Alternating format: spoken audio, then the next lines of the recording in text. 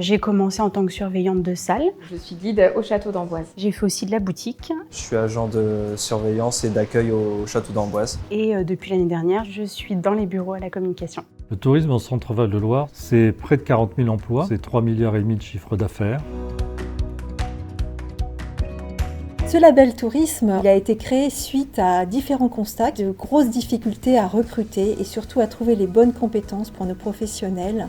Le label tourisme est une coloration qui est proposée aux diplômes professionnels, en particulier au bac pro du tertiaire administratif et commercial.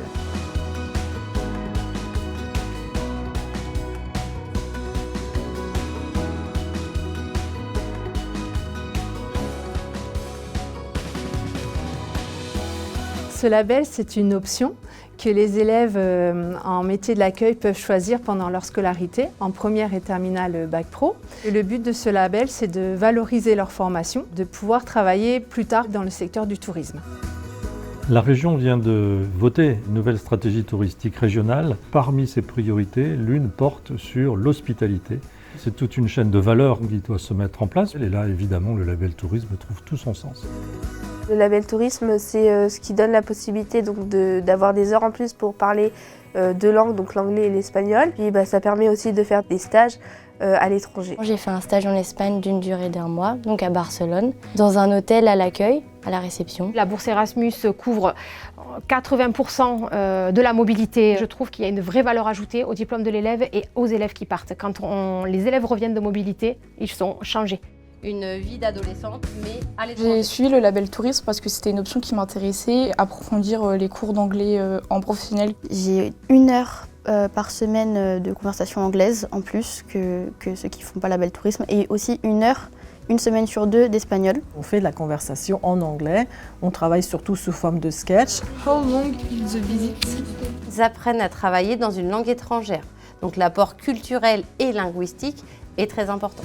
Je me suis dit que peut-être c'était le moyen de commencer à avoir un réseau, des relations en Espagne et même en France d'ailleurs avec nos stages en France. En France, ils font aussi des stages donc, dans le secteur du tourisme. Ça peut être des sites touristiques ou des sites de loisirs.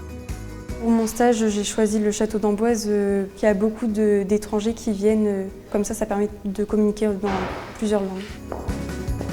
Le label tourisme est avant tout un projet innovant et une opportunité pour nos élèves de s'ouvrir au niveau culturel. Ce qui me plaît dans le label, c'est les sorties qu'on fait en dehors du lycée. Avec le label tourisme, on a pu aller à Blois pour les journées Pépites Day, on a pu rencontrer des gens. Dans les projets, c'est une balade avec l'association Bout-Avant sur les bateaux de Loire très typiques du patrimoine nigérien. L'objectif aussi, c'est de permettre et d'accélérer leur insertion professionnelle une fois leur diplôme en poche. Concernant les élèves qui ont déjà passé le label, sur les 4 élèves qui étaient présentés, il y en a 3 qui sont dans le tourisme et une qui a refait une réorientation par choix.